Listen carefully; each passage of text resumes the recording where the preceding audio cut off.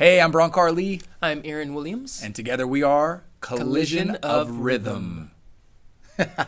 Today we're going to talk about, Today we're going to talk about how we can collaborate with people, even if we don't necessarily get along with them, which can be really challenging. Yeah. I mean, I've experienced that. Right. Or get along with them in the way that we wish that we did. Yeah. Or have the response from them that we desire. Yeah. So do you have any specific situations that you can think of where you've had to? Yes, definitely. Well, for me. Which one? Okay.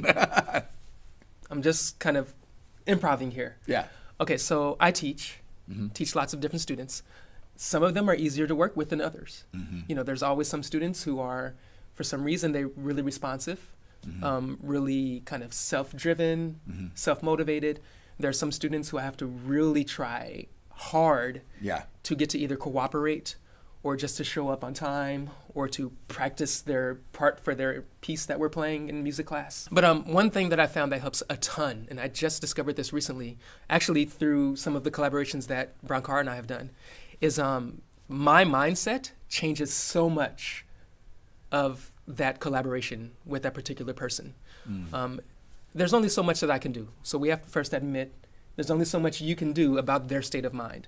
But there's a lot you can do for your own state of mind. Changing my state of mind and realizing that, I don't have to let this difficulty in this collaboration make it more difficult by me having a negative perception or negative expectation. So if I remain positive, remain open, a lot of times that person ends up becoming more positive and more open just by virtue of me being more positive and more open. Yeah, so you're setting that tone and they're naturally kind of matching that. Yeah. What about you? In life, we're going to get, answers to the questions that we ask. Yeah. Right? That's in general. Like anywhere, you just go out and interact with anybody and ask a question, you're going to get an answer that's relevant to that question, right?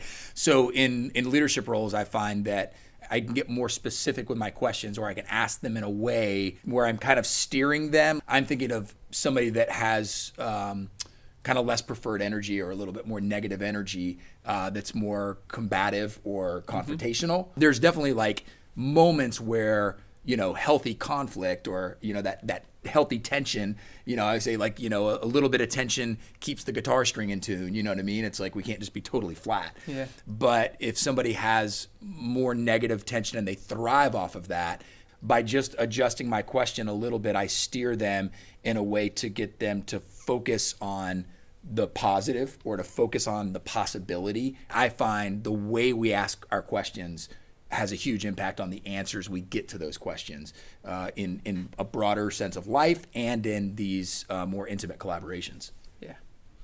And I'm also thinking about it from the opposite perspective to where, because I'm often, as are you, a mentor in a lot of these situations or some kind of a coach or some kind of a leader. But if you flip that, sometimes you may have a difficult time collaborating with someone who is your boss or who is in charge of you. Yeah. And you don't feel like you necessarily have permission even to speak your mind freely or to offer your suggestions or to even ask those questions that may make them think of things differently. Because maybe just making them challenging their thought process could be something that is a scary scenario for you that could lead to some undesired consequences. Yeah. I think of a recent example, actually, where I was working with a person who was kind of in charge of this project we were working on. And they were doing something in this project on a consistent basis that I could sense that if they changed it just a little bit, it would make our entire project more successful. The fourth time we met together, I actually went up to the person and said, I just noticed that blah, blah, blah, blah, blah. And sometimes when you do a certain thing this way, you get a certain type of response from our group. Maybe you can try taking this part of the thing that you do and maybe presenting it this way. And then after we go after you, it'll be blah, blah, blah. So it was more of a collaboration, but this person was the leader of this group. So you gave them an invitation. I gave them an invitation. Yeah. The old me would not have made that invitation. Yeah. Before I got used to this idea that, it's okay to speak clearly and communicate, and you can do so in a non-confrontational way that just offers a very simple invitation. And the person thought about it for a moment and said, yeah, that makes sense. Okay, we'll try it. And then the next time we did that particular demo or whatever it was again, that person tried that thing and it went way better. And that's obviously the delivery of your suggestion or your Yeah. invitation Right. makes a big difference, you know, Yep. which is like, hey, just the simple wording of, are you open for some feedback, or are you open for a suggestion, or hey, I have an invitation, Yeah. or something that's inviting, as opposed to like, I'm going to tell you what you need to do. Right. Like that is a much different when you point, Yeah. right, versus when you invite, you Yeah. know, Or making assumptions. yeah, Like, you're doing this thing. I don't know why you're doing it. Why are you doing it that way? yeah, Like, maybe they had positive intentions all along. yeah, So assuming goodwill, that was a very deliberate Yeah. aspect that I learned. Assume goodwill. Yeah. That actually does work. The theme of communication and learning how to express yourself clearly is a really big component of collaborating with people Yeah. that may be more difficult to collaborate with. Yeah. And that maybe you're not enthusiastic about that collaboration.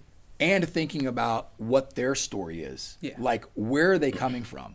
You know, I'm gonna communicate slightly differently to, you know, a dude that's a bachelor, you know, versus a single mom that has 4 kids, you know, and works 2 jobs. You know, it's like knowing a little bit about their story can allow me to kind of shift my metaphor, shift my language, adopt my timbre, tempo, you know, and tonality of my Yeah. voice. So Yeah. thinking about your vocabulary and your language and communicating clearly, thinking about their perspective and where they're coming from, and remaining open-minded, assuming goodwill and good intentions. Yes. And also remember that your state of mind Yeah. is something that you are more in control of, Yes. and that you can shift.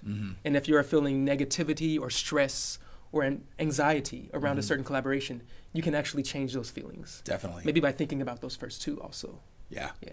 That's it.